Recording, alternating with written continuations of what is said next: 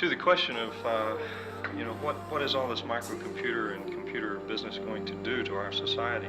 Many levels of technology have stratified our society.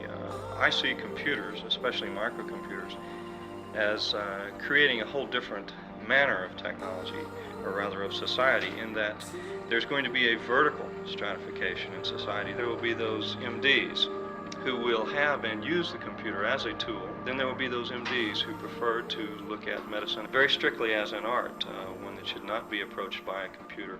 As to this question of information society, those that will deal with the computer will be far and away ahead of those that do not. Computers are designed to eliminate tedium in our lives. If a computer does not do that, the probability is that you really didn't need a computer to begin with. You probably needed more arms and legs.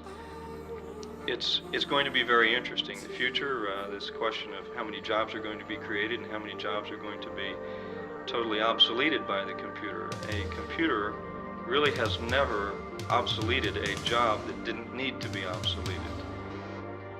The case is that we are humans and we are much more adaptable to our environment than the computer is to its own. We should be the ones that adapt and let that computer take over the tedium so that 3-day work week really does become a reality.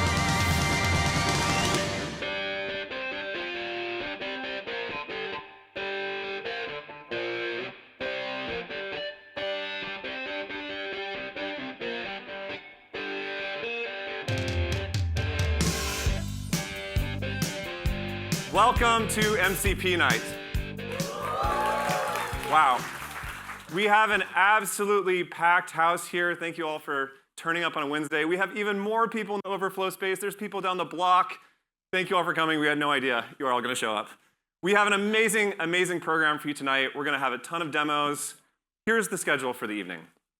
We're going to start off talking a little bit about what we've been building at WorkOS around AI specifically and MCP.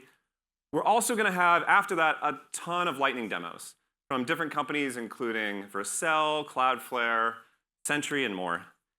We're going to follow that with a panel with several people who have been working kind of at the boundaries of where MCP is going, specifically around authentication, identity, how MCP servers connect, which is changing rapidly, as we all know.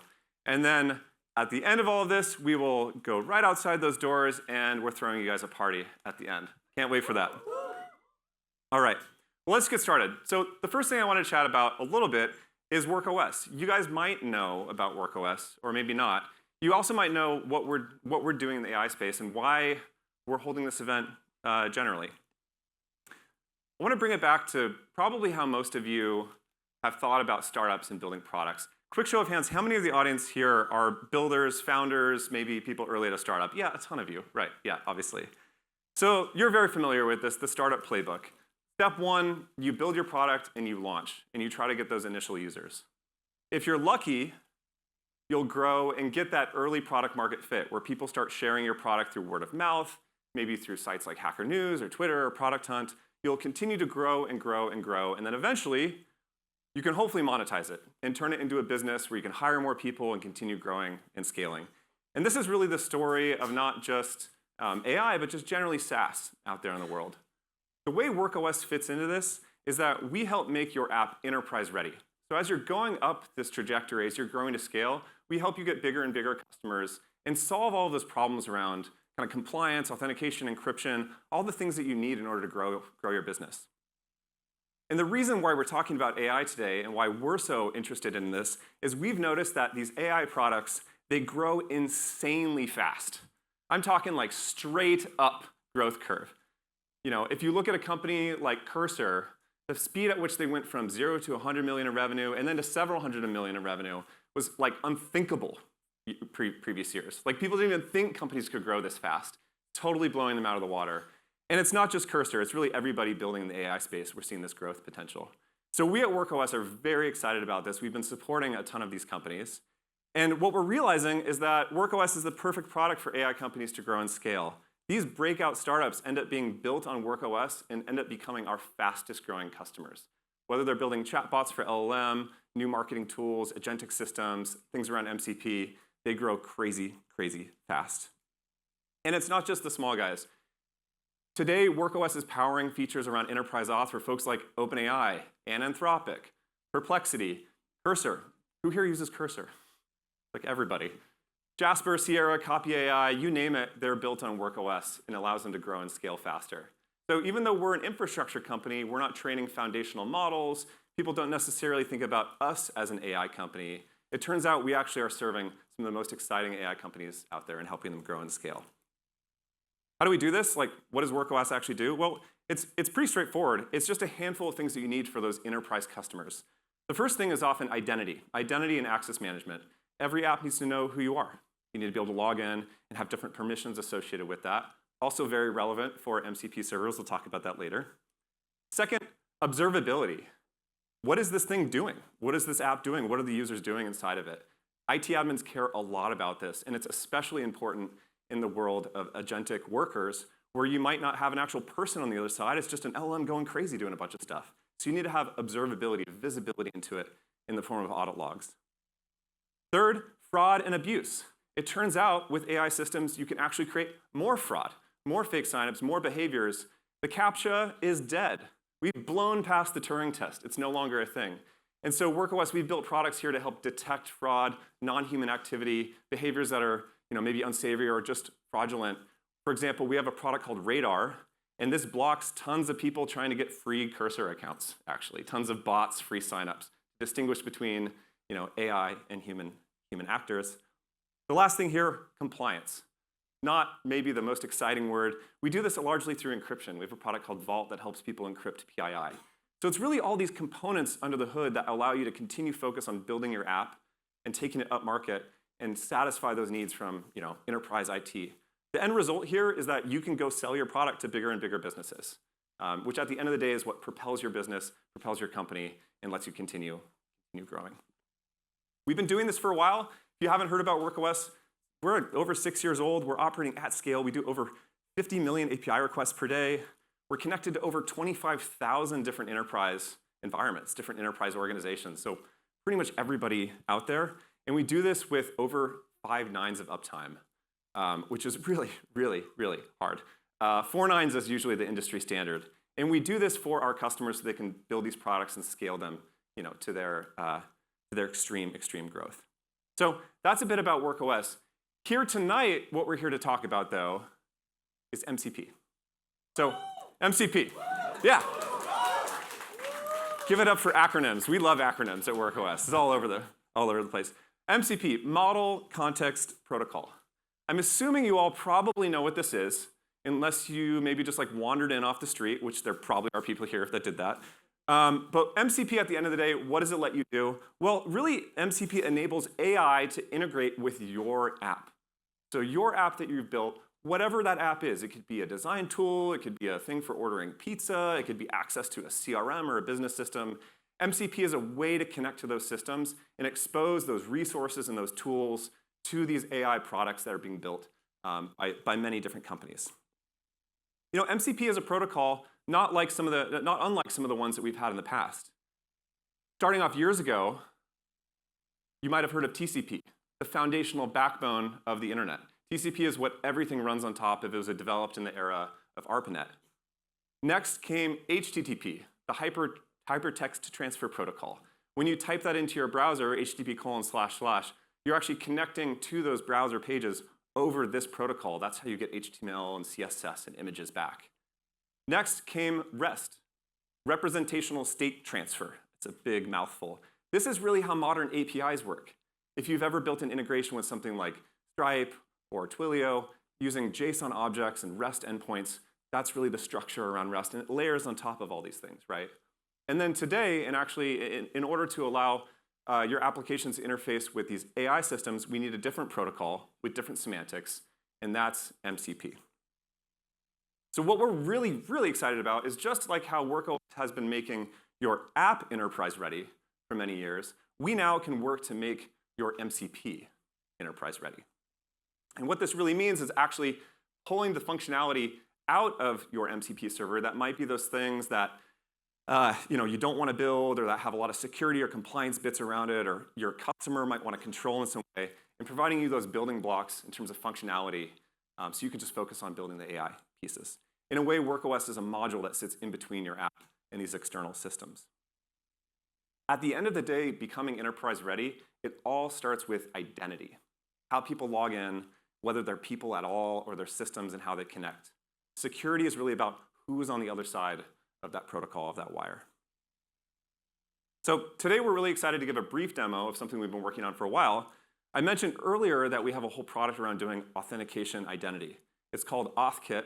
If you've signed into Cursor, you've signed in through AuthKit. That login page is actually WorkOS. And so today, to give you a sneak peek of WorkOS AuthKit for MCP, we'll have a demo from someone from WorkOS. I want to talk about really quick before we bring them up, actually how this works, just as a little preamble. So who here is familiar with OAuth? Okay. Who here knows all the details of the OAuth 2.1 spec? Okay, he does. Yeah, Aaron does. Probably not most people. So in OAuth, typically how it works, if you think about connecting to something like Facebook Connect, right? Facebook acts as an OAuth authorization server. And it really does two things. First, it proves you are who you say you are. So you can say, I have this Facebook profile, and the identity comes back from it. That's the first step. And then the second thing is Facebook actually gives you access to resources. So if you want to get photos or images or things like that from someone's Facebook profile, you can do it. You can do it that way. The same thing with pretty much every OAuth system that's out there. Recently, there's been changes to OAuth to expand it so we can separate these two out. And this small distinction is actually the biggest change happening in OAuth to enable this MCP identity feature. What this allows is for AuthKit, WorkOS AuthKit, to act as the authorization server. So it's proving a person is who they say they are, or maybe a bot or an agent or something else. So WorkOS handles the full identity side. And then your code, your MCP, can act as the resource server, providing tools, functionality, API calls, whatever. And this separation is really the key to bringing identity on MCP into the modern era. So I think the best way to show this stuff is with a live demo. What do you think?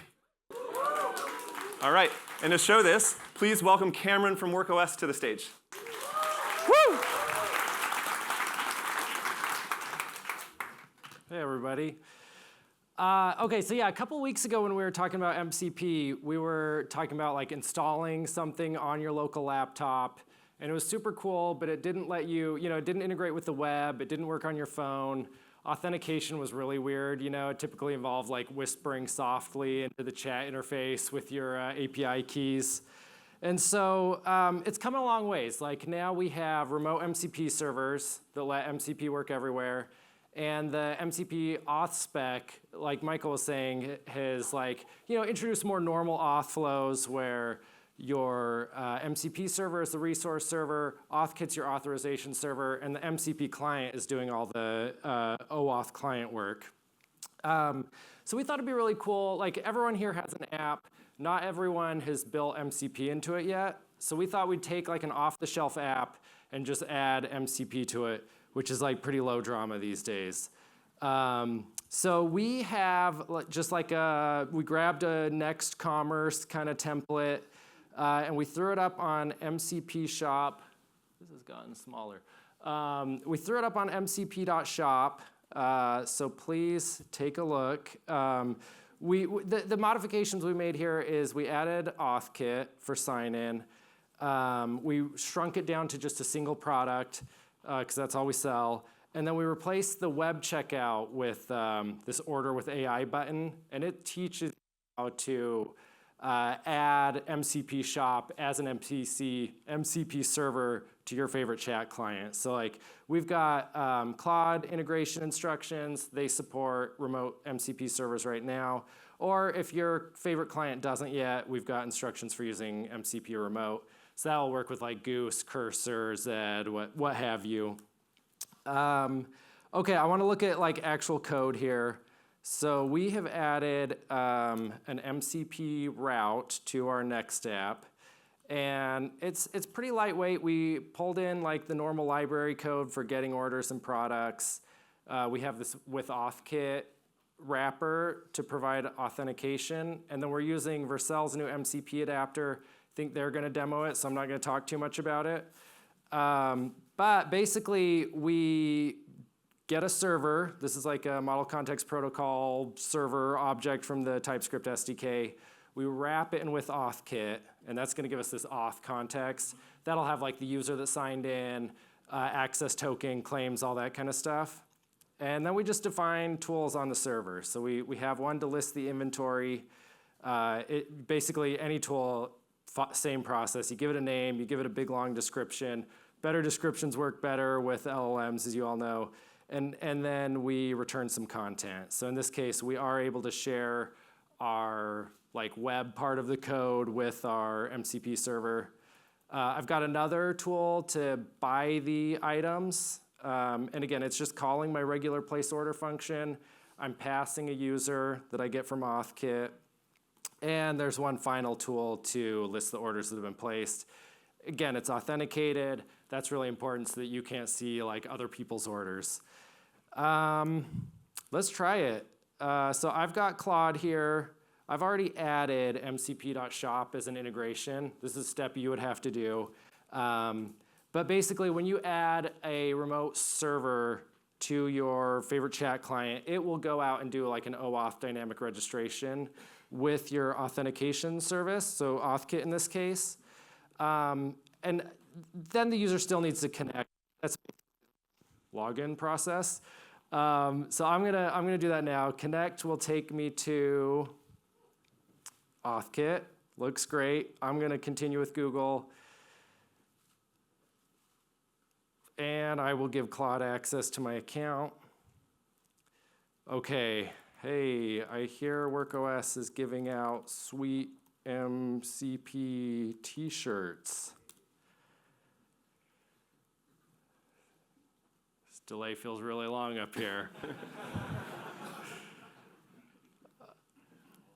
Well, okay, we're checking the inventory.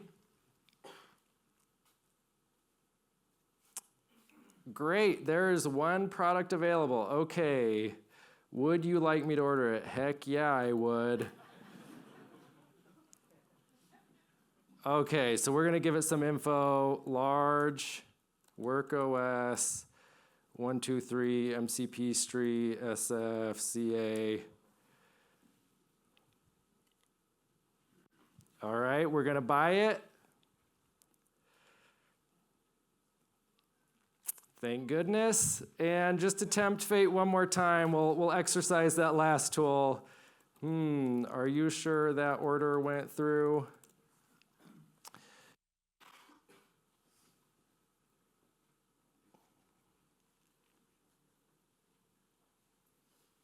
All right, so MCP, actually really easy to add to your app. Please, everyone, integrate with our little mcp.shop and get yourself a t-shirt, and then come talk to us about using AuthKit in your app. Back to you, MG. Awesome. Another round of applause for Cameron, live demo. Kicking off the night strong. Doing live demos with LLMs is always a little nerve-wracking, but incredible to see.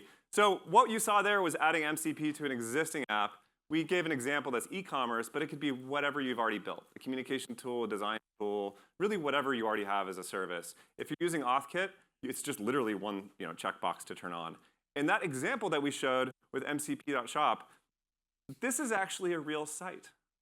So if all of you want to go and add this to your favorite MCP server, you can go get a free t-shirt, at least until we run out of t-shirts or money. So please do that. Please stress test our integration and then add it to your own product. I mentioned earlier about that growth curve, right? That growth curve where companies initially launch, you get product market fit, and then eventually you monetize your users. When we think about launching, we really think about launching to people.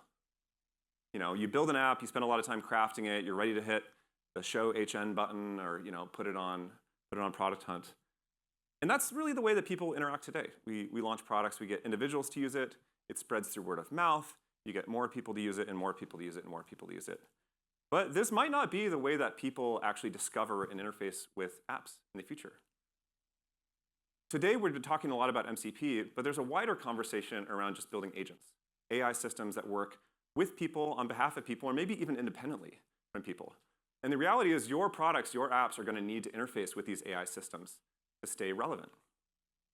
People might have multiple different agents that are working across multiple different services in coordinating and orchestrating. Your app might just be one piece of that puzzle. And if this sounds weird, it definitely is. It's pretty different than how we built software in the past, but it's super, super, super powerful to be able to compose these things together. I think this is going to be one of the most exciting things in software engineering in the next several years. We think this is going to end up being really, really big. And in fact, if today 95% of your users are coming as people, and maybe 5% as traffic or bots or MCP, that actually might start to invert, where maybe it's like 50-50. Or maybe at some point it's 90, 95%, or maybe even 100% of your traffic is through those AI systems. You might build a product only for AI agents. And in order to do this, you'll need a way to actually build it, to scale it, to manage those identities. And this is really what we've been working on at WorkOS for these AI products, where WorkOS can sit in between your application and the identities of these LLM systems, chat products, agents, whatever. And at the end of the day, it'll just work and let you figure out, spend your time building actually the features that users care about, human or non-human. WorkOS, in a sense, will be the central point for all of these things to connect together to your app. And we think it's going to continue to grow and get really, really, really big. So we're super excited for you all to play around with this. If you're building MCP for the enterprise, please get in touch with us. We'd love for you to start using some of this. Give us feedback. You can make your app enterprise ready with WorkOS. Great. With that, thanks so much. We're going to transition to doing some lightning demos. What do you guys think? You ready to see some cool stuff? We have a ton of demos to get through. Our goal here is to do them for 5 minutes. So it's going to be a bit of a speed run. Demo will come up, hopefully spend a few minutes showing off their stuff, talking through it. If we have time, we will do like 1 or 2 questions. So have your questions ready to go and ready to fire. But at the 5-minute mark, they're getting thrown off the stage. So for our first demoer, please welcome Kylie from Cloudflare. When I get home, I want you. When I get home, I want you. Hello, hello, hello, hello, hello. I got places to be.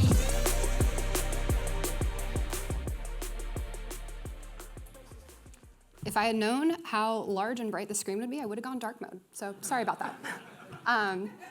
As Michael has already said, I'm Kylie. I'm here from Cloudflare, and I'm here really to talk about agents and what agent workflows will look like. Building beyond task execution is what I'm calling it. So briefest intro, engineering manager, workers, come talk to me if you want to understand what that means. I'm at Cloudflare, and we have a lot of things going on in this space. So to just transition directly into what are we talking about when we talk about an MCP host, client, server? Backing up, actually, Cloudflare has the Agents SDK. So you might have seen it. Agents.cloudflare.com is a great starting point if you want to learn a little bit more about what's available in this framework. It's just in the JavaScript registry. So npm I agents, and you can get started with this framework immediately. An agent is the MCP host. So the MCP host here is going to hold that context. It's doing the thinking. It's actually aware of the tools, or sorry, it substantiates the client, which will then connect to resources. So the host is the agent where all this is happening. And then there's MCP servers. I'm not going to spend too much time here because I think a lot of folks in the room already know what this means. So MCP client to server connection, I think this is where things get a little bit more complex. There's a lot of conversations happening right now about agents, agent to agent, agent orchestration. Let's break down what that actually means. An agent is just an LLM that has access to tools. So it has its own context, it can do its own thinking, and it potentially has access to tools if they've been provisioned. So when I talk about task execution, I mean a lot of the examples we've seen, I think, in the space so far are looking at MCP clients that map pretty much one-to-one with a server, or just like a set of tools that it has access to and it can do that thing. It's great. I think we've all seen a weather agent. I think we've all seen a time zone agent. Really good use case. I think we can go further. When I talk about agentic workflows, I'm talking about creating these environments for the agent to do a specialized set of tasks. I think the actual protocol for agent orchestration is kind of in current discussion. We might have all heard of Google A to A. I think there are a few other conversations happening in the Anthropic working groups right now about this exact topic. But the way that we provision access to tools and the way that we provision the context to the given agent to then engage with the tool is all kind of being discussed right now. So when I talk about agents, I'm talking about this pattern. Creating different agents that can do a set of things and ideally don't need to go beyond their scope. They're just a set of, I don't mean to use the word workers, given that Cloudflare offers a workers platform, but they're kind of workers. They're just individual agents doing a thing. So MCP servers. We've heard a little bit more about what this means for the industry, the kinds of thing that it's unlocking. About 2 weeks ago, Cloudflare launched 13 new remote MCP servers. Really want to emphasize remote. These are live. You can deploy them to Cloudflare. You can use what has been launched, or you can create your own servers to also deploy to Cloudflare. So you can see all of these applications in GitHub directly. Just go to Cloudflare, MCP server Cloudflare, and click right into the apps. I can even show you what this looks like. This is the repo itself. You're going to go into apps and learn a little bit more about this. The 4 servers that I really want to double click on and talk a little bit more about what this might mean for agentic patterns were all launched by Cloudflare as part of this 13 launch 2 weeks ago. One is, let's try to apply to use cases with an agent. This is just a docs autorag, so access to the developer docs. I think this is one tool that has been discussed pretty prominently, being able to get into tools and understand what they might have access to. Not every MCP server needs this. Maybe just a server that's going to help advise the direction that your other agents are going to work. That might be just one agent that has access to docs, or maybe you want your code gen or editor agent to have access to docs. Point being that each of these servers has a very specialized set of things that it can do, and you can provision access directly into that to your agent via an MCP client. So a few others that were launched. Really want to get into the demo, trying not to eat too much of my time here. We have a sandbox container. You can spin up very quick, secure sandbox environments. I think there's a lot of really interesting use cases for this, maybe proving a pattern or testing a build. Workers bindings, you can manage your workers' resources. If you're already using Cloudflare, you realize how impactful of a tool this is. You can, from your LLM, invoke new resources, create a new D1 store that maybe services your entire e-commerce application. You can set up your agents to do all of these things, and these are each servers that individually provision access to a set of tools. Last one here, workers observability. Get insights on an existing worker. You've created one, now what? Let's look at what's actually going on, what the CPU usage, that kind of thing. So I think this is worth just double clicking on. We've all talked about making a website. I think building a personal AI and doing this task execution or even multiple tasks executed using an MCP server or a set of MCP servers is going to be the way forward. I think people have talked about building their own brain, like in GPT, have Kylie GPT, for example. All of this is possible, but I want us to go a little bit further. So this is why I'm putting the emphasis on the agentic workflow pattern here. Being able to actually create these agents that have very distinct goals or things that they're going to achieve. So let's take a closer look at some of these MCP servers that Cloudflare launched. Again, you can go directly in GitHub and see them. If you go into GitHub, you're going to see, this is the agents framework as well, which I do want to take a moment to reflect on. If you haven't heard of the agents framework or toyed with it just yet, definitely recommend. Go check out the source. This thing is actively being iterated on. I think there's a lot of really interesting conversations on the horizon here about the way we access tools, the way that the agent is aware of tools, and maybe even provisioning contextual access in association with auth. So if you want to talk about that after, feel free to find me. But let's look at an example here. So in the MCP server Cloudflare, you can see all of the direct server URLs that you can engage with here. I'm going to just grab the browser rendering server. Not a lot of folks realize that you can render a browser directly on a worker and do things with it. So I'm here in the AI playground that Cloudflare has. You can engage with any of these servers. I think I've already logged into this one, so it didn't actually trigger the UI to log in. But if you're logging in for the first time, you might need to connect your Cloudflare account or create a new one. So let me just see if I can natural language prompt my way to get a screenshot of workers.cloudflare.com. Really hope this one works. I noticed if I didn't actually inject a very overwhelming prompt here, it sometimes had a hard time knowing exactly what it needed to do. But here we go. Look, immediately accessible. I was able to grab that screenshot from workers.cloudflare.com just with this remote server that's already hosted, already available, allowed me to auth directly into my Cloudflare account.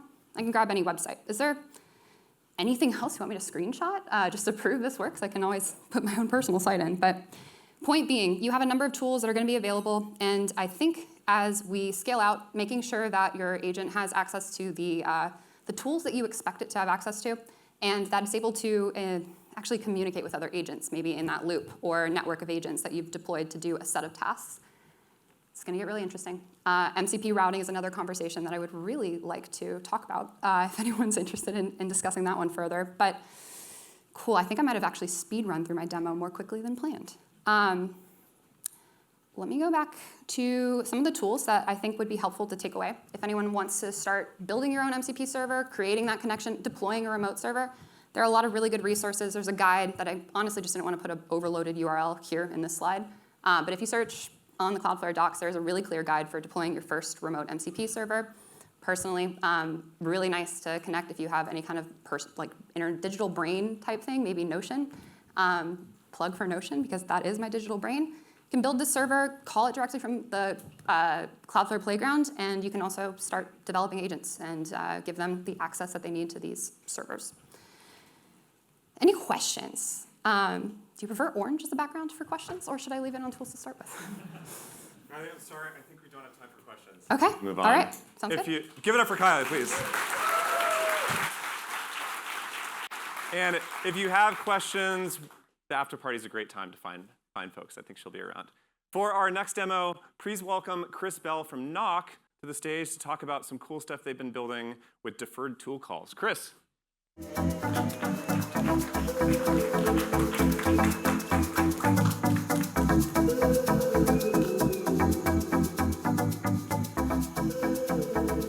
Hi, everyone. And I do mean everyone. There's a lot of people here. OK.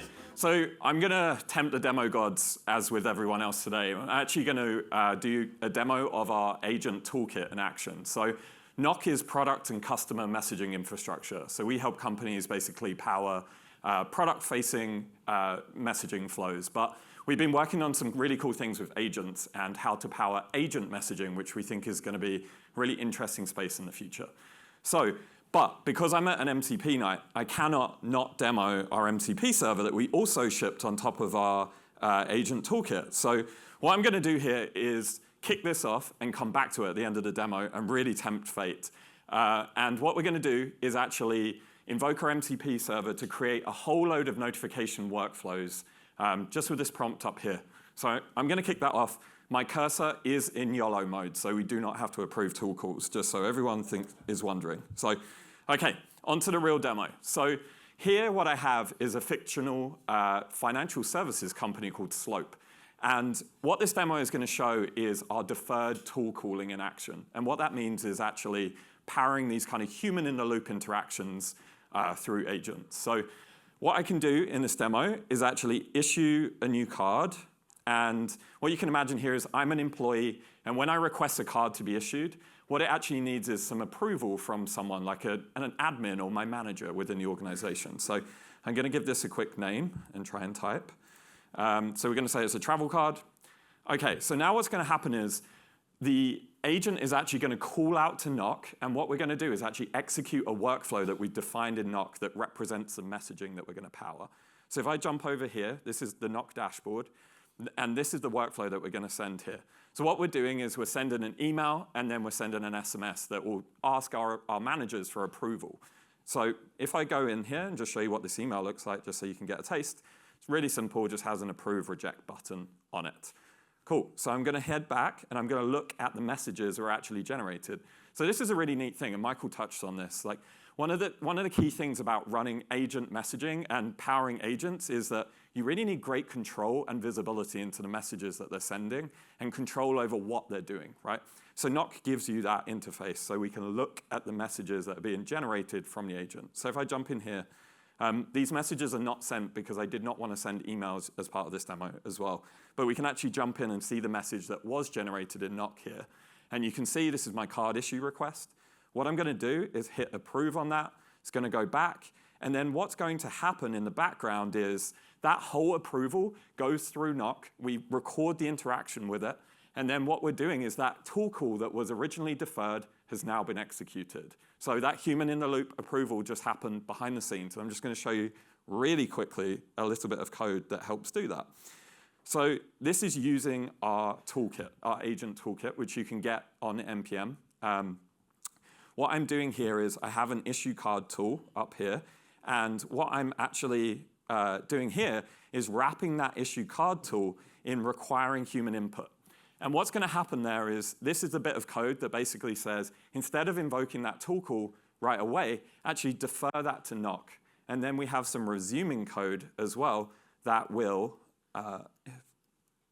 actually come back around, and it will then execute that tool call once we've got the approval. So we can see here, once the approval comes in, this is all coming in via a webhook, all powered by Nock's infrastructure. The tool call comes back, we execute it, and then we tell the LLM to continue. Nothing's blocking there as well. So this is all available in our agent SDK, our agent toolkit. And you can actually use the agent toolkit to drive autonomous agent messaging as well, using those Nock workflows that I showed you. But just to show you the last part of this demo here, if I jump back to Nock and I look at what that prompt did that we drove earlier using our MCP server, you can see here we have a whole load of new workflows inside of Nock. So if I jump in, check out this welcome to slope workflow, what we'll see here is that the LLM went off and it created these messages automatically. So we can just bootstrap a whole load of messaging for our SaaS startup just with a really small prompt using an MCP client, just like Cursor. So that's it. That's my demo for today. Cool. Amazing. Great demo, Chris. I'm going to make the executive decision and say we're going to skip questions, because I know all of you have questions, and it won't be fair. Yeah. So we'll catch you at the after party. We'll chat for a long time about that. Next, very exciting demo. We have Paul from Browserbase talk about how the Browser MCP is all you need. Paul.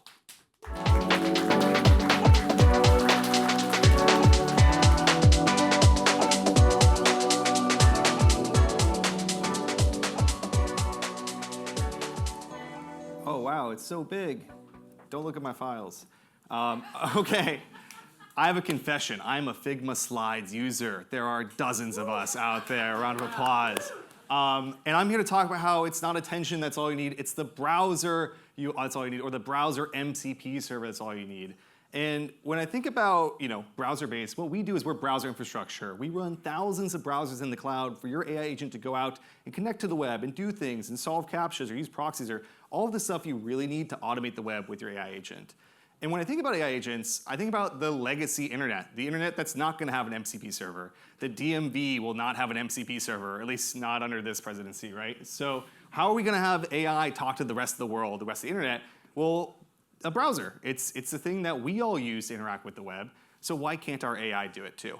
And I really do believe that the browser is the default MCP server for the rest of the internet. It's a horizontal MCP server, or a primitive. You integrate this one server, and you give your agent access to every single website out there, even if there isn't a published MCP available. So, of course, live demo gods, we're going to go have our browser do a lot more than take a screenshot. It's going to go out and adopt a dog. Woo! So first things first, can you see that okay? Yeah. Great. So we're going to go ahead and create a session in Browserbase. And if I do this right, they should show up next to each other in all my files. And you can see, using the Browserbase MCP server, it's talking to a browser running in the cloud. And first thing was like, oh crap, there's a modal here. Well, I probably got to close that modal. And I'm going to go try and find a dog to adopt. Who wants to adopt a dog tonight? Clap your hands really quick, please. That is a ton of dogs we're going to be adopting. So we just start with one. And you can kind of see it's using tool calls. So with the full context of the HTML, as well as the screenshot, models have gotten a lot better at being able to navigate complex pages. Looks like this modal popped up again. They really want that 200K match, so we'll see if the MCP server is able to navigate this and say, oh, actually it did. This is the replay. Sorry, it went so fast. So on Browserbase, we actually are able to replay sessions, show you what happened, as well as like the DOM of the page. But this dog they found is Pokey. So let's go ahead and pull up Pokey really quick. Oh, show me Pokey. Pokey! Oh my God. We gotta donate tonight, guys. But that's kind of a good, oh, it's rejected me. But that's kind of a good example of like what the web is like. If you're building deterministic scripts, maybe you've used Puppeteer, Playwright, and Selenium before, you've had to hard code these workflows. And as soon as the website changes or they roll out the 200K campaign, your automation breaks. With the rise of AI, you can actually have LLMs on the fly generate the browser automation code that actually enables your app to interact with any website dynamically. And that's what Browserbase is here to help do. We're an infrastructure company like WorkOS. So our whole thing is that we want to give you the browsers, we want to give you the frameworks, if that's MCP or our framework Stagehand, to really make automating the web possible. And that's what is really exciting. When we talk to our customers, they're not automating like getting a flight or booking a restaurant. They're automating filing your Delaware franchise tax, or helping you process your immigration in Australia, or ordering lumber in Mexico. These are the real problems that people need to solve with AI, and all of you in this room have an opportunity to go do that, especially if you use Browserbase. Shout out. Okay, so I have a few more slides here. First of all, I want to talk about the future, because I showed you the present. You can go use this today, Browserbase MCP. We'll talk about it in a second. But what's the future? Like right now, you're running your agent in Cursor, right? You know, maybe this meme should be reversed, honestly, because when I sleep, I want my agent to be running. So I think remote agents or asynchronous agents are on the way. And when you're able to use infrastructure that operates even when your laptop is closed, that's where you're going to see agents really explode, and WorkOS will be in very good business at that time. So the final thing I'll share is that our MCP server is available today. If you want to go build an agent that can go operate anything on the internet, you can scan this QR code, install it. It works in Cursor, it works in Windsurf, it works everywhere. And that's pretty much it with 45 seconds to spare. Come on, Michael, I earned one question, please. All right, Round of applause. one question. Raise hands really quick. Anyone? Oh, this guy. How does it compare to browser use? How does it compare to browser use? So browser use is a cloud platform for browser uses Python SDK. Browserbase is just the infrastructure. We have Stagehand, our framework. Stagehand has more daily downloads than browser use, and you can think of like browser use as more for like POCs. Stagehand is for production usage. So if you're going enterprise first or selling a software, consider Browserbase and Stagehand. Cool. I Give think it that's up all the again for time I Paul. have. Great. We'll talk about those files later. All right, next, please welcome Andrew to the stage from Vercel.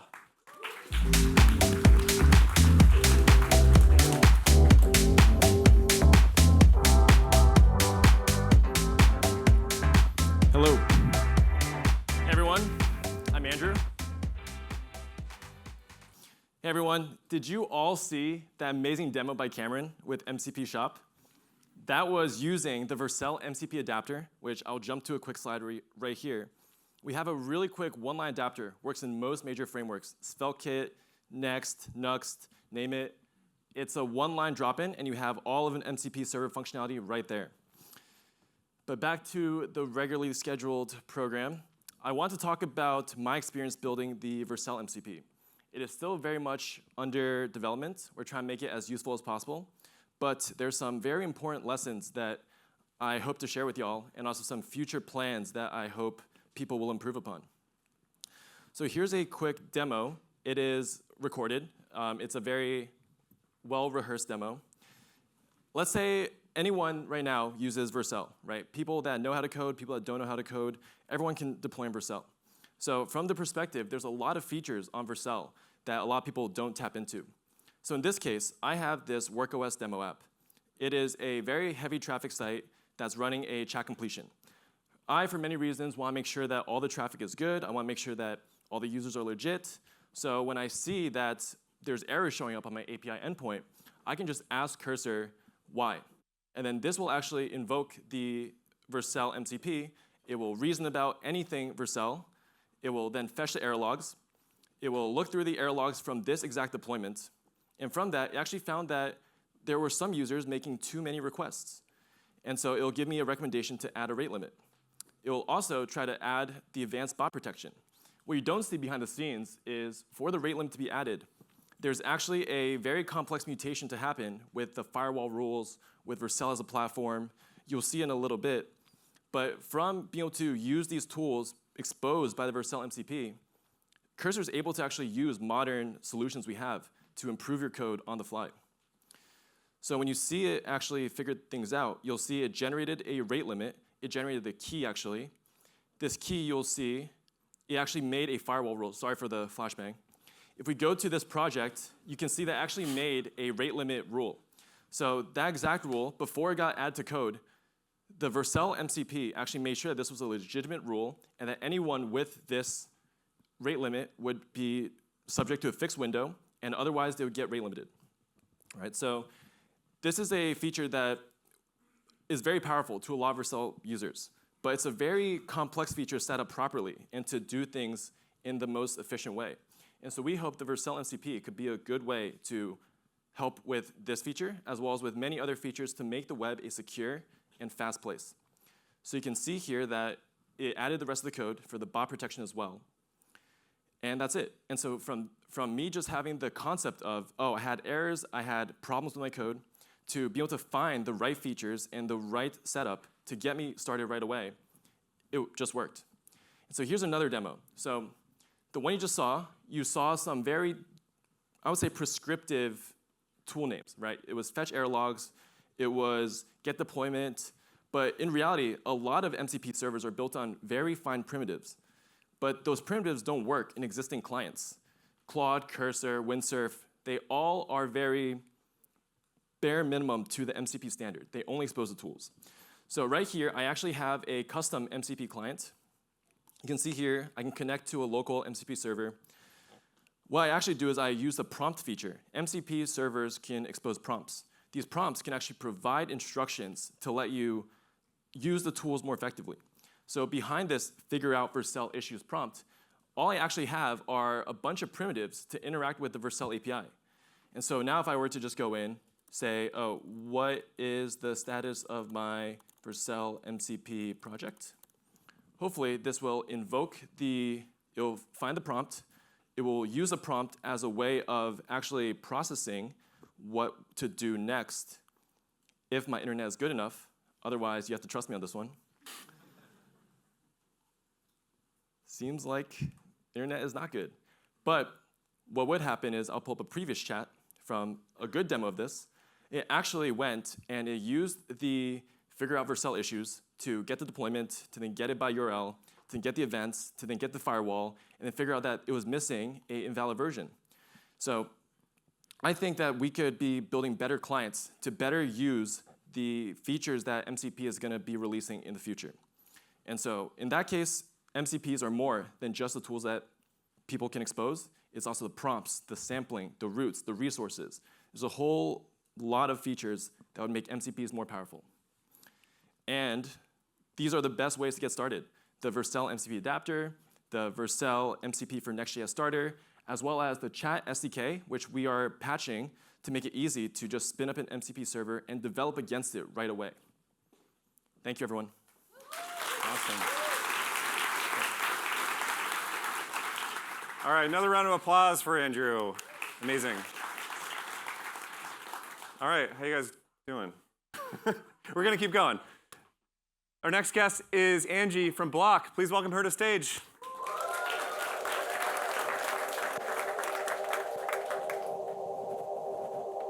Hello, hello.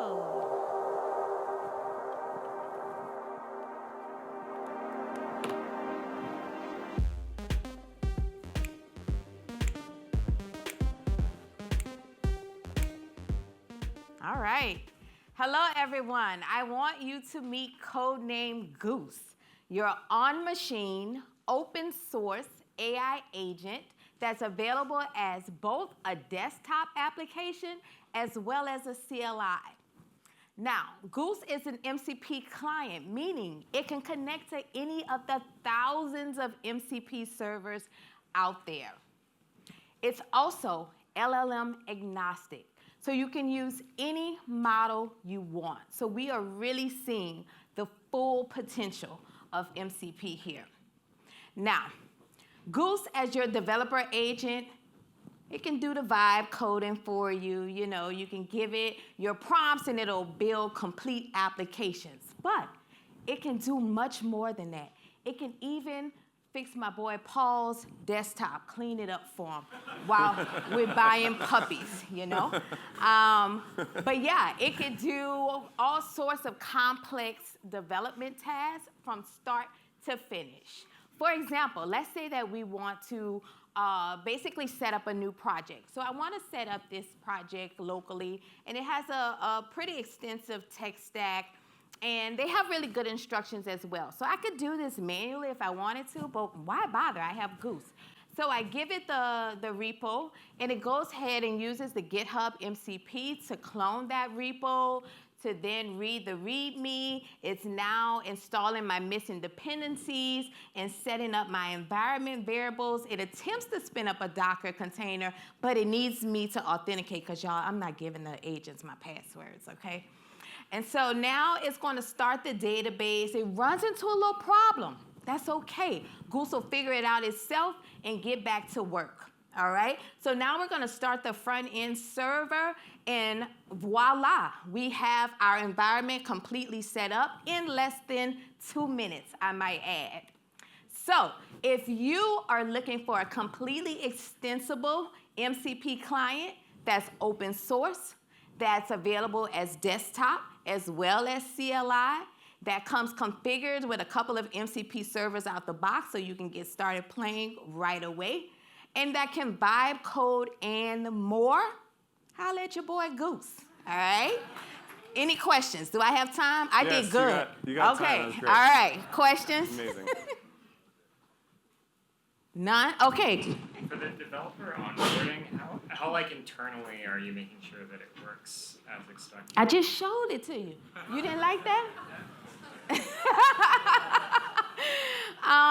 Angie, can you repeat the question? Okay, the question was, for like that setup, how do I know it works?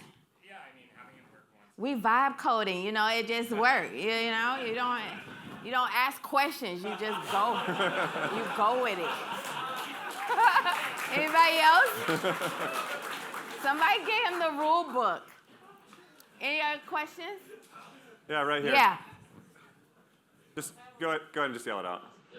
Why are you guys working on this at Block? Yeah, great question. So I work at Block, which is a fintech company. Why are we working on this? We actually made Goose internally so our engineers could move more efficiently, so we were automating tasks, and they found great productivity using it internally. And our CEO is a big fan of open source, so we decided to open source this client. So that's why it's not for sale or anything like that. We're not in the AI game. We're in the fintech game, but this is pretty cool, and we found value, so we wanted to share it with you. All right? Amazing. All right, I'll be around if you all want to chat after. Thanks so much. I love it.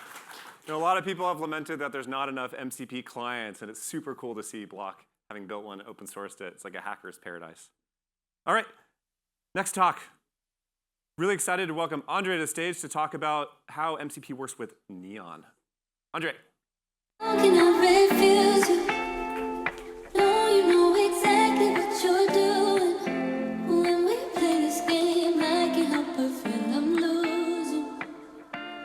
Loving you so inconclusive. Still I can Hello. Screen is not working yet. There we go. Hey, my name is Andre. I'm a Deferred at Neon. We are a serverless Postgres offering in the cloud. We have some cool features like branching and autoscaling.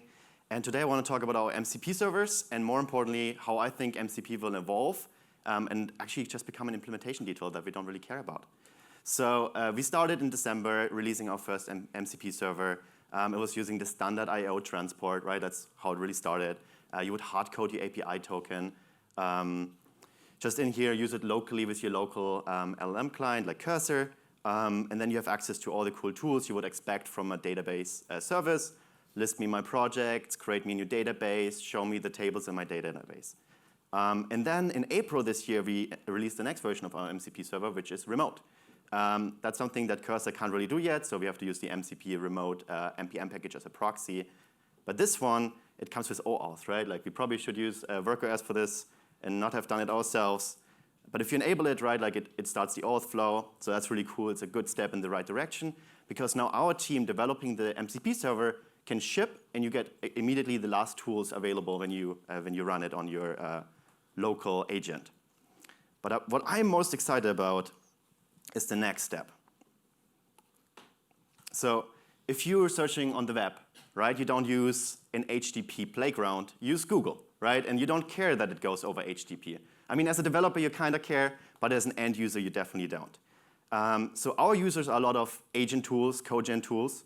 And if we build our MCP server, we think about how can we improve their experience, right? So there's vZero. Who has used vZero before? Or Replit, Lovable Bolt, right? Like there's a bunch of these tools. They create apps for you. They all use a lot of custom code to implement and integrate with different services, right? So maybe they spin up a Neon database in the back. or some integrate with some other services, right? But I'm pretty sure they will all use MCP very soon. And I kind of want to show you why. So this is same.new, another one of those code gen tools. And I was very kind here, asking it to create me a to-do app. And then it's the normal back and forth, right? Asking me if this is all good. And I would love to show you the app, but it's broken, so I'm not gonna. Yikes. But yeah, if you scroll down a little bit, at some point here, it asked me, so, all right, we did some good progress. Do you want me to integrate Neon? And I was like, yeah, let's do it. And then it went into the auth flow. I signed up. It created me a database, which is down here. So create project, right? Like create me a new database. On the back, we have now provisioned a database for our thermal application. And then next, it uses prepare database migration. So that's a stateful tool, not just a REST API that we wrap. That's a stateful tool we specifically built for our MCP server because we're like, hey, how can we make it so that the MCP server is used in the best way possible by the LLMs, and the LLMs are the most successful, right? You really have to think as the LLM, as your new client, and you have to build an MCP server that makes them as successful as possible. So we built a migration tool for that, right? Like that's what a database company does, I guess. But the cool thing and what I want you to think about is if we enhance our MCP server, right, like expose more APIs and whatnot, same.new will immediately improve, right? Because these tools are then accessible through our remote MCP server, and immediately same.new, the agent that runs somewhere and builds your apps, has access to them, right? And you can imagine same.new will integrate with all the tools you love, like Sentry, Mux, whatever, and then if you want to create videos or analytics, right? And if they improve, then the CodeGen agent improves. You can just see how that will all just become an implementation detail, and what you as the end user, the developer using these coding agents will get out of it is like an ever-improving experience, all based on MCP, and that's why I'm very excited about the protocol. Thank you.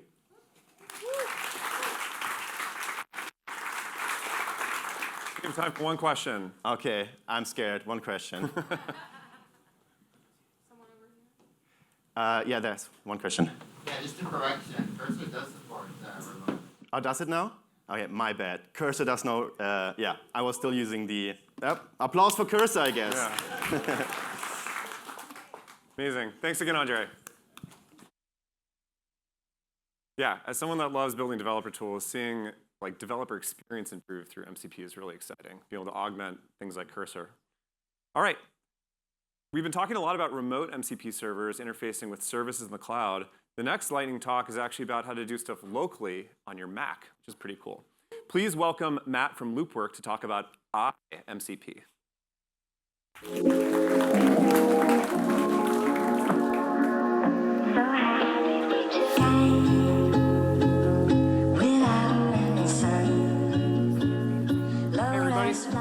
My name is Matt. I'm one of the co-founders of Loopwork, and we're hoping to make the Netscape, what Netscape did for MCP, or sorry, we're trying to do what for MCP what Netscape did for HTTP.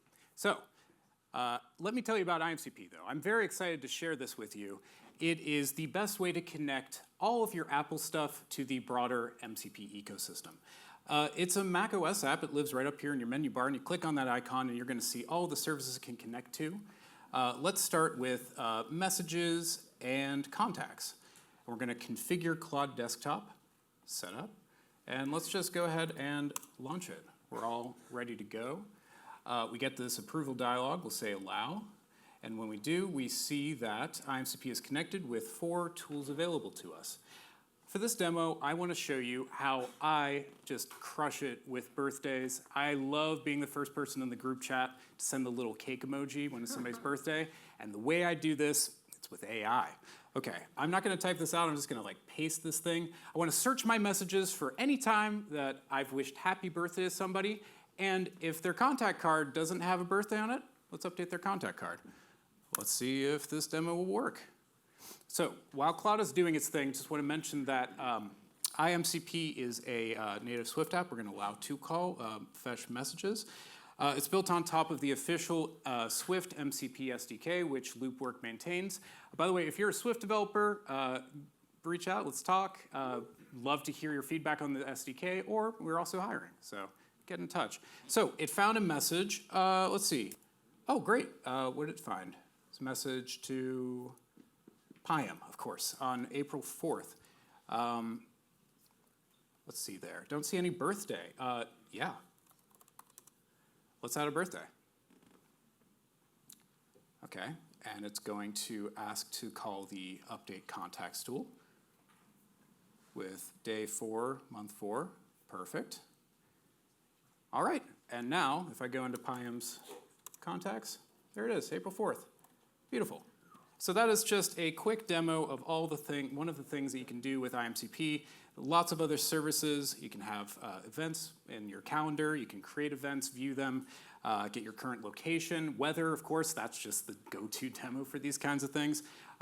We think that integrating all of the things that are normally kind of at arm's reach because Apple doesn't want you to access your own data behind the walled garden, this gives you a way to punch through that and connect it to the broader MCP ecosystem. Really excited what you all will do with it. So if you want to take a look, it's at imcp.app,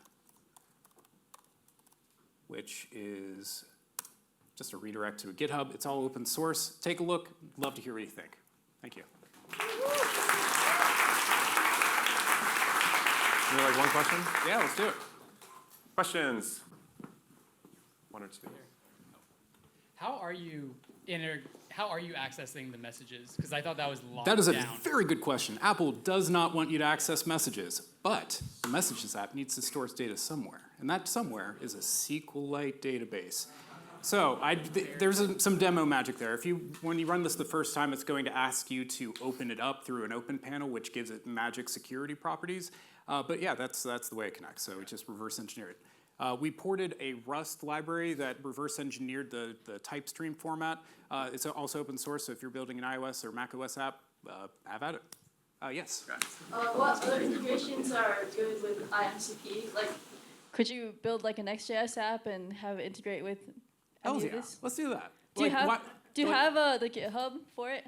GitHub for iMCP? For integrating iMCP with Next.js? No, I mean, like, if you just, let's say you put it in a cursor, right? Let's say all of your test data, right? You don't like doing, like, John Doe or, like, whatever. What if it's the name of your aunts and uncles? That's kind of cool, right? Nobody? No, okay, that's great. Applauses for aunts and uncles, everybody. Any other questions? And that's great. Okay, thanks, everybody. Give it up again for Matt. Thanks so much. Wow. All right, for our next demo, please welcome Dustin from Postman to the stage to talk about Postman's native MCP integration. Dustin.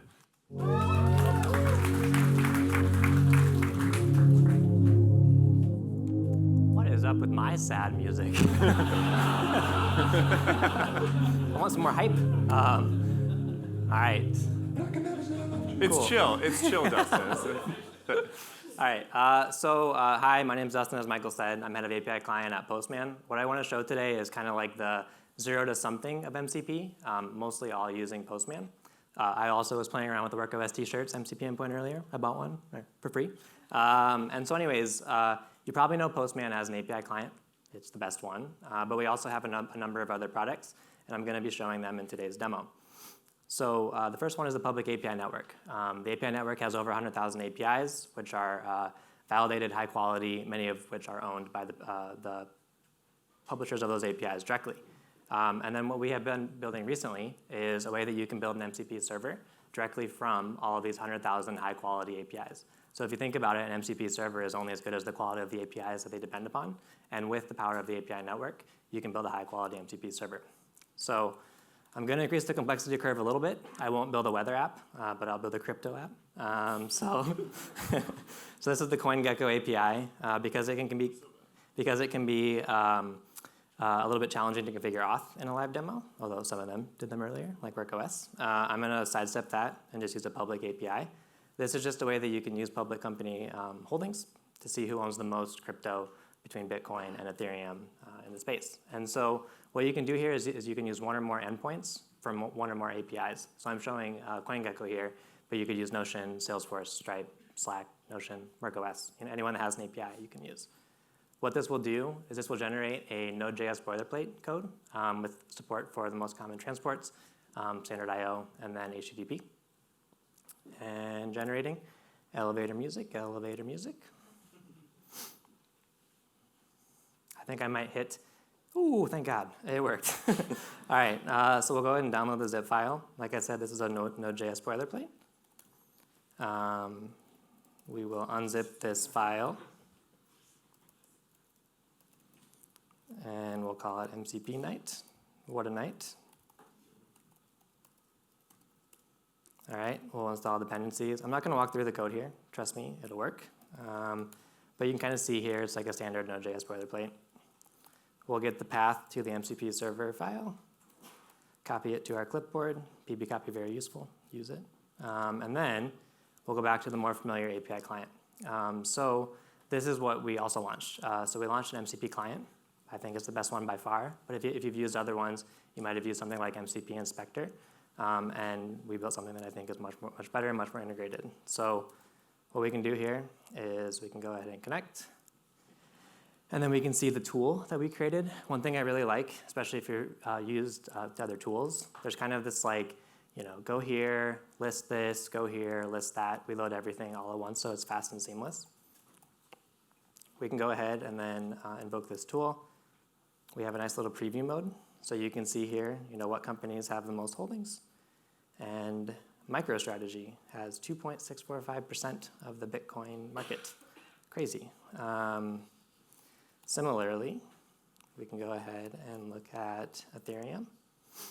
And it has 0.096, so no clear dominant player there relative to the Bitcoin. So what I'll do now is I'll go ahead and disconnect. So now we have something that we know is verifiably good. I didn't need to kind of YOLO it and paste my MCP server into Claude. I validated with invoking the tools directly that they work as I expect. So now what we can do, I actually don't even care if this part of the demo works, because I know I have a high quality MCP server. So we'll do this song and dance. If anyone from the Anthropic team is here, I wish we could make this better. But what I can do here is I see the MCP server we just created, restart Claude, and then say, what are the top companies that hold Bitcoin? It's pretty funny. I hit I'm on the free tier, and earlier it was failing because it was saying I was using it too much. All right, so it's invoking the tool appropriately, passing coin ID Bitcoin, based on the latest data, yada, yada, right? So I have 27 seconds left, but I want to show one more thing. So I still Google stuff, because why not? And if you Google the GitHub MCP server, I wanted to kind of illustrate the kind of first-time experience that we focus on at Postman. What you'll oftentimes see is you'll see users with VS Code, Claude Desktop, etc. So what you can do is you can copy this JSON config. You can open a new tab, paste it directly, and we'll parse the command for you so that you can then use the command directly, pass environment variables, so that you can have this great, seamless first-time UX. So from nothing to something, this was an MCP demo where we built a high-quality MCP server, tested, debugged it with the MCP client, and then validated that it works end-to-end with the Claude desktop. We're doing all kinds of cool shit at Postman. Come talk to me after if you'd like to learn more about it. Thank you.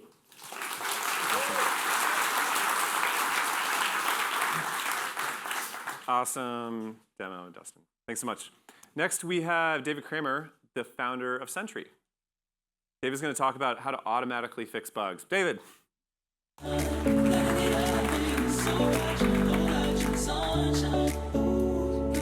you hear me? How's that working? Cool. It is bright up here. Do I want to allow this to connect? I don't remember the security training, so we'll see what happens. Entire screen, probably good. And which button? I don't remember how Mac works. We'll just go with this for now. So a lot of people have been MCP pilled. If you don't know who I am, I work at Sentry. I do random stuff, but I built this. I actually don't think MCP is that good, but bear with me for this. You can talk to me afterwards why. Mostly because the demos are like, oh, look, it connects to an API, and it's contrived. But what is cool is when you find a natural fit, and we'll find more natural fits. But Sentry has one. It's beta. Probably breaks all the time. You should use Sentry so you know when it breaks. Hopefully most of you do, but nobody does, I promise you. All of these things are broken and nobody knows because we found half the bugs in this. Thank you, Cloudflare. I love you, but the stuff was really broken. Also, thank you, Neon. You inspired a bunch of the work on this.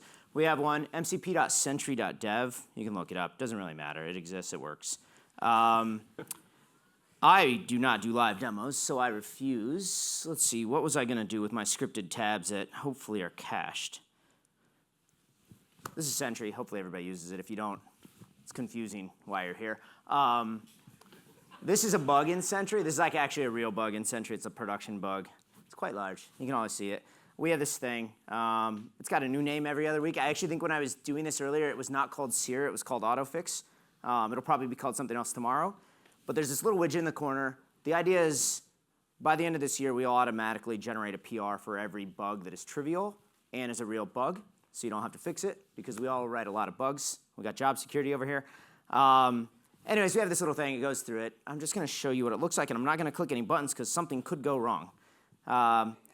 This is an agent that runs on the back end. And what is exciting to me about MCP is it allows you to expose things like this. Not well yet. Again, this is like beta software. MCP doesn't support streaming responses.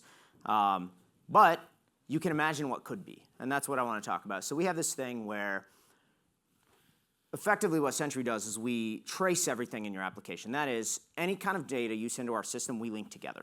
And so I have an issue here. It's probably got a ton of data.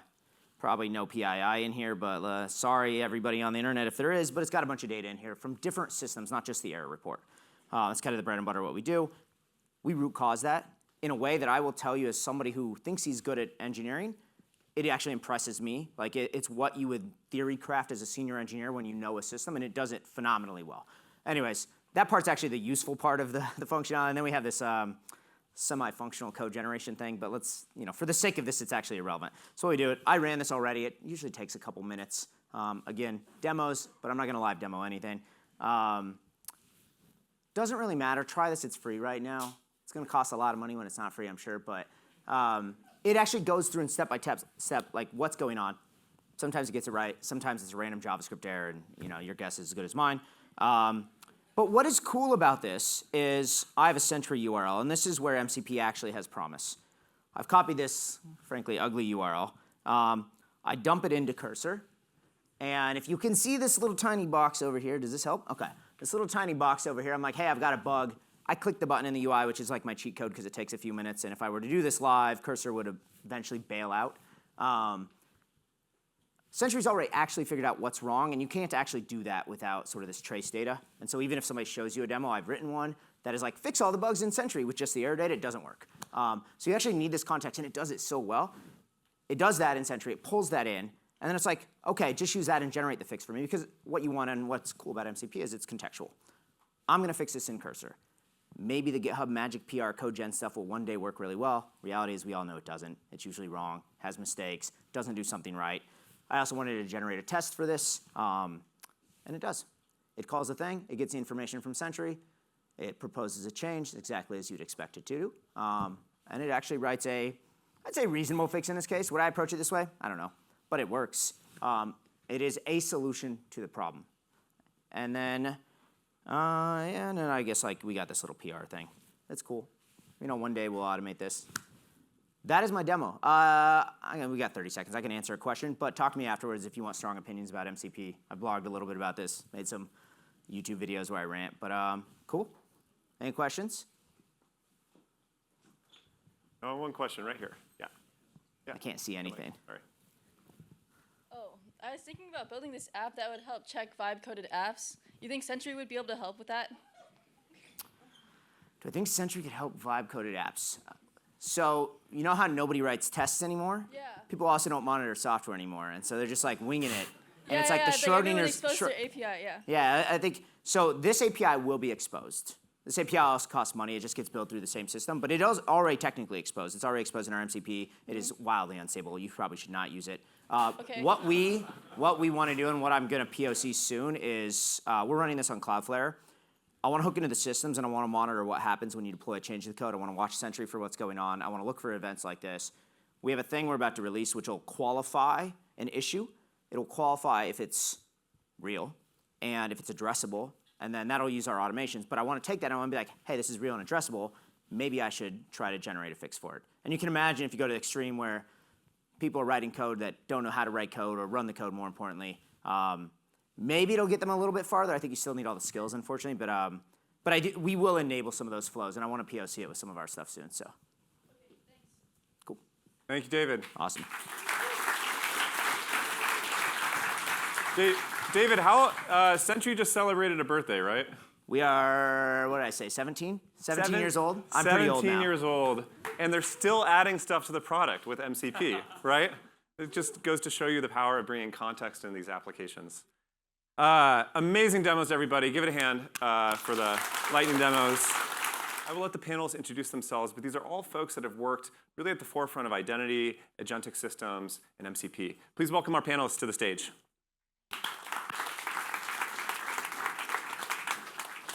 Yeah, I know. Where's our intro? Yeah, where's the music? So the stressful part of the night is done. No demos can fail anymore, which is excellent news. I know several of those demos were pushed to production an hour before tonight started, so well done to everyone with demos. I recently finished a PhD at MIT working on security for AI agents. Just joined WorkOS a few days ago to help scale up AI agents. And I am joined by an incredible panel here today of people who have really been thinking about this for a while, essentially since the day MCP was tweeted. So let's kick off with some introductions. And what are you working on? Great. Well, I'm Brendan, Irvine-Brque, Director of Product at Cloudflare. I work on Workers and our compute platform. And I remember hearing about MCP back in November, which feels like ages ago at this point. And we've been excited to kind of help people build servers and get them up to production. I'm Anna Marie. People call me AMC. I work at Zapier, Director of Product for AI and Agents. So been building kind of agentic functionality with tool calling, year and a half in production, 35,000 tools. Launched the first remote server and largest remote server with 35,000 tools. And I think we're also the only server that supports streamable HTTP right now. So Nice. Clients, get at me. I'm Jared Hanson. I'm the co-founder of a new company called Keycard that's only a few months old, and we're building identity infrastructure for AI and agents. Previously, I was chief architect at Auth0 and Okta, and also for the Node.js devs in the audience, I'm the author of Passport, which a lot of people recognize. Matt Billen, founder and CEO of Netlify. We're a web deployment platform and deploy a lot of agent-generated applications these days. So I'm myself pretty busy vibe coding most of the time and getting into the mind of that future way of building for the web and of how agents are interacting with our platform. I'm glad to have you all here. Matt, about 10 years ago, in January, in MCP time, you started talking about agent experience. I kind of wanted you to have a moment to talk about that. What does it mean for MCP? Yeah, I wrote a blog post back in January called AX, or Agent Experience, and Why It Matters. And as I said, like, we started in the beginning of 23, when we were sort of setting our AI strategy. We had a bunch of different things we wanted to do, but one of them was like become the preferred deployment platform for AI to work with. And I would say back then when I formulated that, it felt like, okay, that's probably like an end of the decade thing or something like that, right? Like, and then things started moving a lot faster, and suddenly we had a lot of real code agents pushing real applications to Netlify. And I started thinking a lot about what do they actually need from our platform, right? Like in the same way that for the first 10 years of Netlify's existence, we were sort of really laser focused on the concept of DX, or developer experience. Like what does a developer need as the holistic experience of documentation, of UI, of aha moments and low friction. I started to thinking about the same in terms of like what's the agent experience of our platform? How do we make it simple for an agent to understand our primitives, our documentation? How do we build onboarding flows for agents that needs to do things on behalf of a user sometimes before the user even knows what Netlify is, and how does all that fit together? And as I was talking with one of our principal engineers about like one of our features and what we should do, I sort of just said the word, like we really need to think about the agent's experience of this feature. And at that point it sort of clicked that this would be a real thing, like that I needed to orient the whole company around in the same way that we used to orient around DX, and that you probably can't build really great DX today if you don't really think about AX and agent experience. I think AX is such a good term to have coined. Well done. Speaking of deploying a lot of agents, I've spent a lot of time in the Cloudflare workers dashboard. Brendan, you've been shipping a huge amount of stuff. What is most exciting in the Cloudflare stack right now, and where do you see all of this going? Well, we're really excited about MCP servers that can become agents themselves, because we think a lot about kind of long-running, durable execution on our platform. And so, if you've deployed an MCP server, there's, maybe it starts with a tool, but it can evolve pretty naturally into being something that has its own memory, that can start taking actions on behalf of people. And so we've been really seeing that MCP servers are this interesting gateway drug of like, every company under the sun feels like they're building them right now. And how do you kind of gradually shift from, okay, I just built some tools, to I built this thing that I can kind of transform into taking actions on behalf of other people. So really excited about MCP as a spec and a protocol kind of evolving to support agent to agent. On agent to agent, do you have thoughts on the A2A protocol? It's MCP now, but we can dabble just a little bit. I mean, I have a spicy take. Maybe I should save it for later. But I think it's great to see so many builders in this room. People just want to build things and ship, and not like debate all the nuances of how all these protocols could be 9,000 times better. Like I agree with Cramer. Like there's lots of things that are terrible here, but like protocols win because they have momentum and because they have people who are just excited to go. And why we're excited at Cloudflare is like this reminds us a lot of the early days of the internet. People just want to build their own side projects and experiments. Kylie mentioned earlier how like building an MCP server is kind of like building your own personal blog. That's like the 2025 equivalent. And so I don't know, I just feel really energized by that. I think that's super cool. So we're going to have a lot of autonomous AI agents out there attacking all of our Netlify websites that need a good AX. What role does identity play in this? Jared, you had a great tweet, which is that client IDs won't be the identity of agents moving forward. Do you want to riff a bit on identities? Yeah, absolutely. So like, as he said, like right now MCP is in the state where people are just building and it's very early and we're just shipping stuff as fast as possible. But a lot of the security aspects of it really haven't been like super well thought through. And we're just adopting kind of like the easy low-hanging fruit of the OAuth bits. And that makes sense for like a lot of the demos that you've seen on stage and like the Copilot use cases where you need to get a person to log in and then chat with it. But there's so much like beneath the surface there of agent-to-agent communication, multimodal stuff where we're not interacting in a browser that really we haven't thought about a lot. And OAuth might offer some possibilities there, but not entirely. But on the like client ID and secret part, I think it's interesting. Like if you look at some of the latest proposals in OAuth, they all involve dynamic client registration, which as a spec has never actually been deployed. And if we deploy it as kind of suggested, it basically means all these agent systems are effectively anonymous. And this obviously isn't going to fly. How do you build trust with a system that's anonymous? And so I think we need to like start looking at other solutions there and start fixing identity in the agent layer itself. So what is the solution there? Good question. So come talk to me afterwards. We've got a bunch of ideas. I think we've solved some of these problems in the past on the web with like PKI infrastructures, and some of the stuff that we're looking at Keycard kind of evolved from some of those thinkings, and so we're trying to see how we can apply it to AI. Super cool. So AMC, everyone here is trying to build MCP tools to connect to stuff. Zapier already has a lot of integrations. How many do you have? So we have 8,000 integrations with 35,000 tools in those integrations. You guys got to catch up. Yeah, I think the interesting thing when I'm thinking about, you mentioned gateway drug, which I think is really a great way to think about it. I think about ChatGPT as like the gateway drug for Gen AI, and MCP is the gateway drug for tool use by AI. But everyone here is talking about agents, and all the demos are talking agents, but none of them are showing agents. They're all showing what I call overdressed chatbots, which are just like chatbots that are swinging tools around like cosplay. But being an agent, it's ostensibly, this is incredibly scalable technology, and we're bottlenecking it around a moment when a human has to tap it on the shoulder and say, like, would you please be so kind as to do this little thing for me? And so I think I'm really excited about MCP, hopefully getting people to the next step, which is, we started talking about our buddy Paul with the files, what happens when you're asleep? And so trigger infrastructure is the thing that I'm really excited about. And obviously, I'm coming from a background in workflow automation where trigger infrastructure is the game. We have 35,000 tools. We have 25,000 triggers. So those are API-based wake calls for your agent. And that's something that I think the world hasn't really kind of figured out yet. And there's obviously the API-based things, but then there's also the next stage of more agentic awareness. I think we're going to need to invent agentic triggering systems, and that's extremely computationally expensive. So we're going to have to figure that shit out. Pardon my French. It's not recorded, right? So you talk about triggers, we talk about autonomous agents.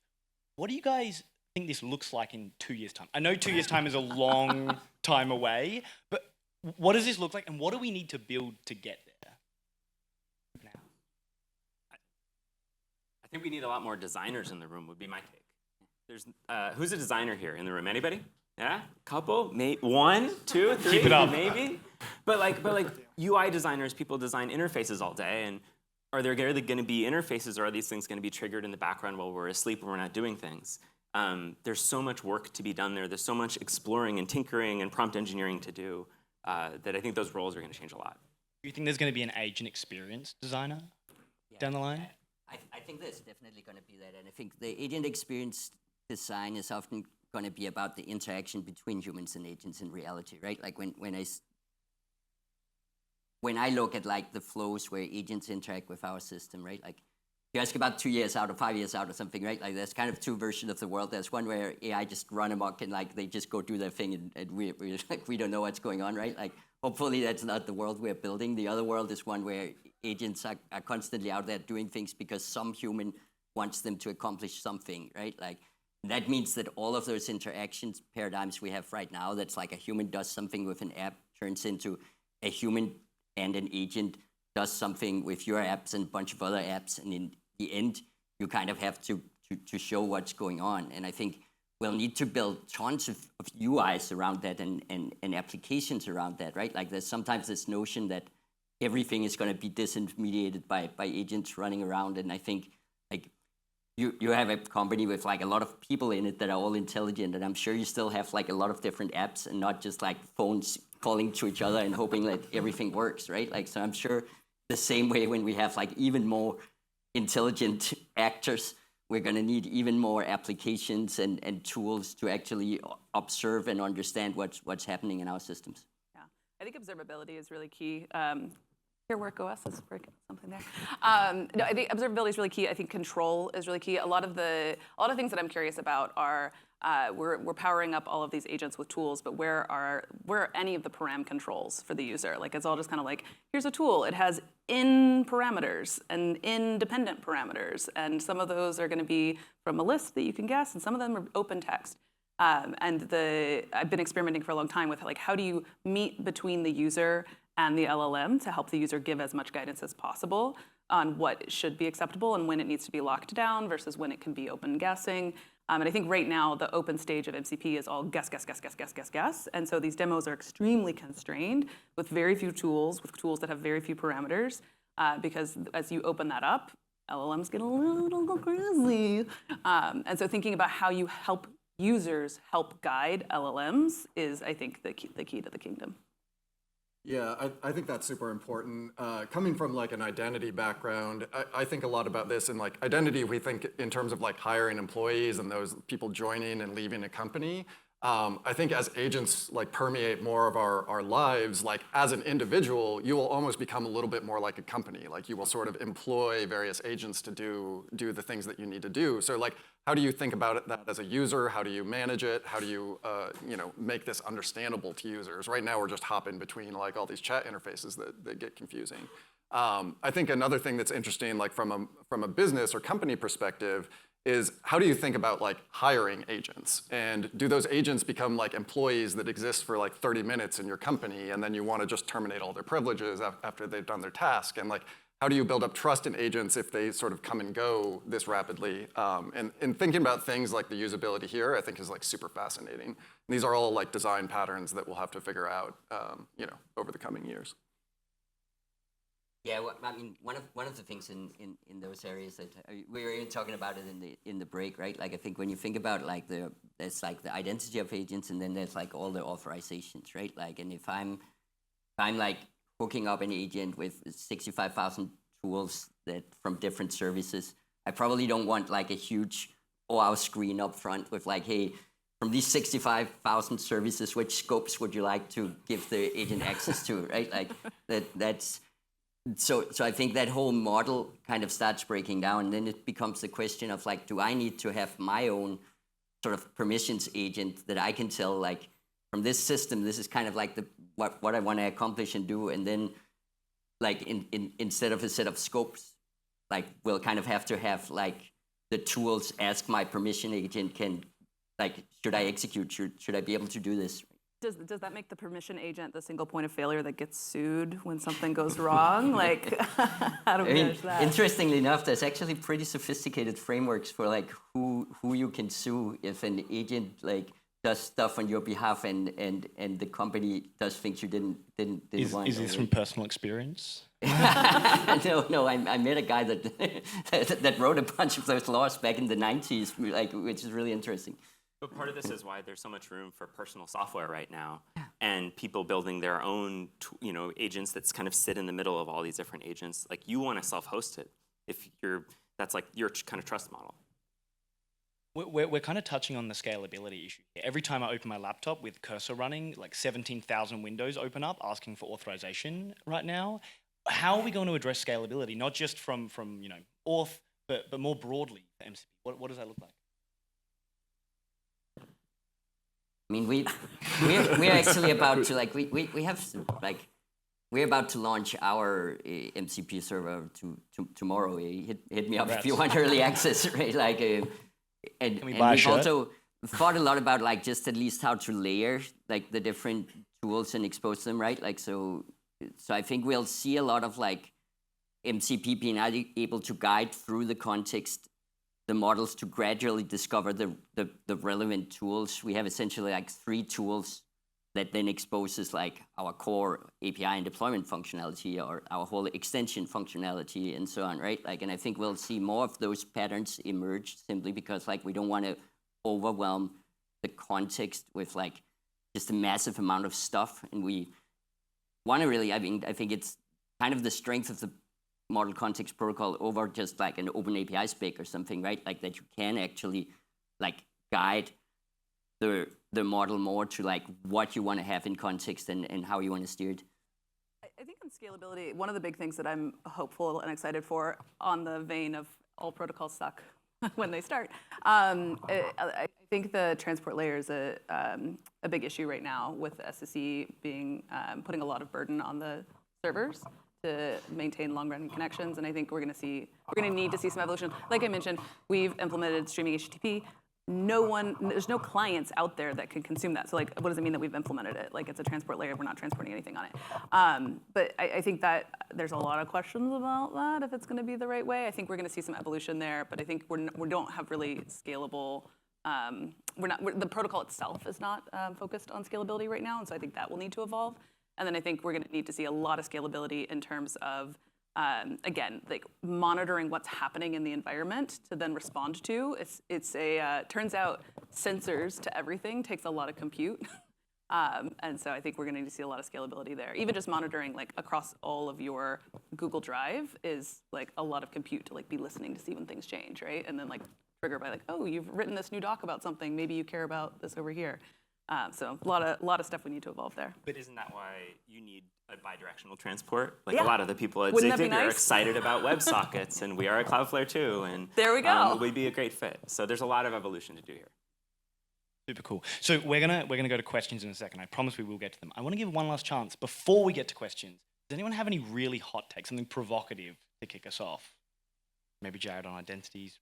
Brendan has a lot of takes on. I already dropped my own hard takes. You gotta help me out here. Yeah, I mean, my biggest hot take is like OAuth is so much more than the authorization code flow, and like I know that's the easy starting point here, but I just encourage everyone to like realize that and contribute to taking these features that we have in OAuth as well as the new stuff that we need to define and really like drive forward agent security. What RFC that hasn't dropped in OAuth are you really excited for? Is there like an RFC number you're like, everybody should read this one?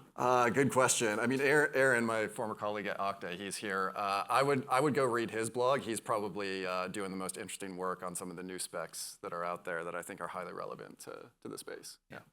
Yeah, there's a lot of great conversations on enterprise-ready, SSO tools for agents. All right, we've got 5 minutes, and unlike the poor demos who didn't get to get grilled, let's give a hard time to our panelists. I'd love to get some questions from the audience.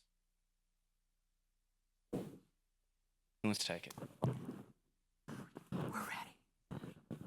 So the early web was all plain text, no TLS basically, unless you paid extra. I feel MCP is kind of like that today. You're just using these tools, they have access to your entire context window. What do you think about sandboxing, scoping? I mean, that's a huge part of it. Like once you invite a tool to the party, they have access to everything. And I feel like it's kind of like the plain text days of the web. I mean, I think that's why I hear a lot of people building gateways in between or experimenting with ideas where you might bring your own kind of personal agent into the mix that's sitting in between, as a bunch of other speakers kind of talk to. Maybe that's not the be-all, end-all, but that's one approach that I'm seeing people take. Yeah, we've done that at Zapier. So if you go to the Zapier MCP, you set up your server. We host a server for you. You put whatever tools you want in there. You set whichever params you want to have locked down. So maybe you want a Slack direct message, but you don't want it to be able to direct message everyone. You could say choose from these 5 people. This tool can only direct message these 5 people, and then you can take that tool with you to whatever client you go to. And you can expand that out to say, I also wanted to be able to update a spreadsheet row, but only on this spreadsheet, and things like that. And so we have that kind of built out as a kind of a pack your knapsack to go on a little client. Yeah. There's a lot of room for me. That's one hot take that is that any kind of solution to that has to address the fact that people really don't care, right? If they get a bunch of dialogues with hey, do you want to send all your data to these different pieces? Just go away. I just don't ask me anymore. Just send my data, right? And it will be the same with MCP if we just put in a ton of controls for people to be should I be able to do this or that? People will just be just do the thing I want you to do, right? I don't care. So I think we have to design all these systems with that constraint in mind. That people are not people are mainly just gonna want the agent to go do the stuff they ask the agent to do. And we kind of have to figure out how to manage all the risk around that and the insurance around that and the rollback ability around as much as that as we can and the idempotency as much of that as we can. But I think we have to embrace that basic constraint that most people, when they ask an agent to do something, they just really want it to be able to go do it. Yeah, I think one of the things we've learned from OAuth is the incessant consent screens don't work, right? That is not a solution to security. And so we're obviously in the early days here, but I think building out the observability tools so that we have end-to-end visibility of all the systems these things flow through. And then a lot of these challenges might honestly not be technical, but they're more societal, getting liability assigned correctly. And it's basically our job as technical folks to build up the infrastructure so that we can then deal with the real problems that might not just be technical. Like payments infrastructure, you have classifier models that have to detect fraud, all that stuff. Yeah. You have credit cards from banks that allow you to do a chargeback or say hey, this was fraudulent, right? Which is not really a technical solution, but just a human systemic solution. I think we'll see more of those. Great question. Who's next? Can we get a mic? You're conveniently located. Sorry, people over there. So my question is, do you see MCPs evolving so much that eventually the product basically disappears and all you do is just interact with an AI chatbot? So like the demo with Loopwork, instead of just opening messages, you just ask your chatbot and it tells you what your conversations were? My wedding planner had a tattoo on her arm that said "People don't read," which I just absolutely love. And she's a project coordinator by trade. People don't read. People hate reading. I know most people in this room spend a lot of time in IDEs and do read, but most people don't read. They hate it. So I think that the idea of all of the UI disappearing into text is the least usable thing I can imagine. How's my web designer tool hanging out over there? I actually have a slightly a contrarian theory almost, right? These generative AI will allow us to build much more visually engaging and interactive experiences on the web than we've been able to so far. It'll make it much cheaper to produce art assets and even 3D worlds or animations and stuff like that. It's very expensive right now. And it'll also make it will also the existing of this whole agentic layer below it will make it really easy to consume those experiences in very different ways. Which means that a lot of like the accessibility concerns that might also make it really hard to build engaging visual experiences will just sort of go away because people can also just ask the agent like, hey, what's happening, right? Like, so I have like the opposite view that I think we'll build much more cool stuff and much more shared experiences with this technology than we could until now. All right, we have 30 seconds. Who is the best question in the room? That's quick. Pink hair. All right. What is the coolest jaw-dropping thing you've seen your customers, yourselves internally, that you've done? Like, what's just fucking awesome that you've seen? The Asana demo that folks at Asana gave 2 weeks ago during our MCP demo day blew me away because it changes like project management from this clicking around task to a thing that suddenly you say a couple words and you have this whole project plan. Totally flipped how I think about using those types of tools.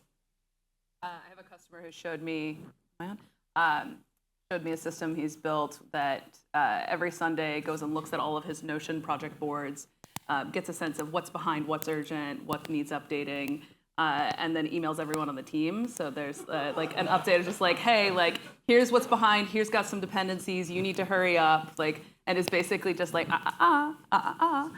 which is really nice to have an agent do because humans don't like doing that to each other. Yeah, for me, I think it was a demo at like AI Engineer that I think Sierra did, and they were talking about like voice mode interfaces where like LLMs will have the ability to like detect intonation changes in your voice, and you can apply this to video to like facial expressions. And I think like there's so much context out there that like is lost on like chat and just like text interfaces that I think eventually will bring to like more multimodal conversational interfaces. And when I heard that, that blew me away. Matt, you get 10 seconds. There's this guy I actually just grabbed lunch with today, Ian Curtis from Niantic, just like a UX designer there that built a complete like 3D editing app in the browser with 3JS with prompt-based editing of the objects and so on. And what's mind-blowing is that he built that whole browser-based app entirely by prompting in Bolt.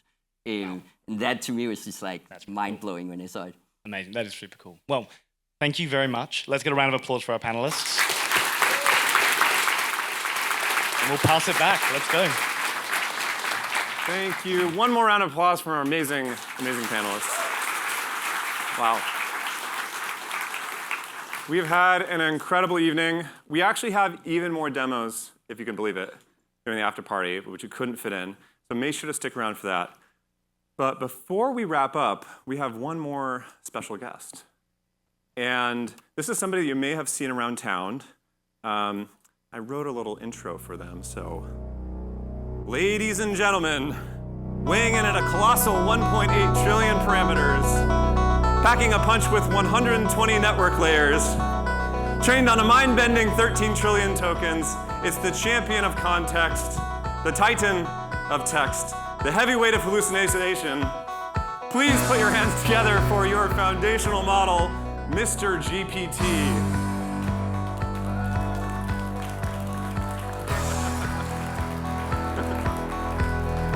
Come on out, Mr. GPT. Let's hear it for him.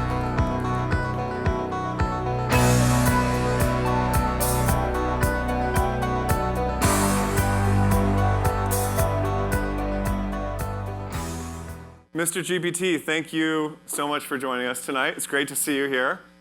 What up, nerds? How's everyone doing tonight? Congrats to all the presenters on amazing demos. I agree. One more round of applause for our presenters. Very good. Let's hear it for them all. But you've all been missing the most important part. What's the most important part? What's that? Where are all the jokes? Jokes? This isn't a comedy show. What do you mean, jokes? Do you want to hear a joke? What do you think? All right. Let's hear what do you got? What is a robot's favorite snack? A robot's favorite snack. What? Computer chips. Get it? Ha ha ha ha. Oh wow, I don't know about that one. Okay, let me try it again. Okay. How do robots pay for things? How do robots pay for things? How? With cash. Ha ha ha ha. Another banger. Yikes. Well, maybe these jokes need deep research. But I do have one more thing to teach you all what MCP actually stands for. Well, MCP, we all know what that stands for. It's Model Context Protocol. We've been talking about it all night. That's a common misconception. Okay. All right, what does MCP stand for? MCP stands for music, cocktails, and party. It's time to get down. Hit it, DJ.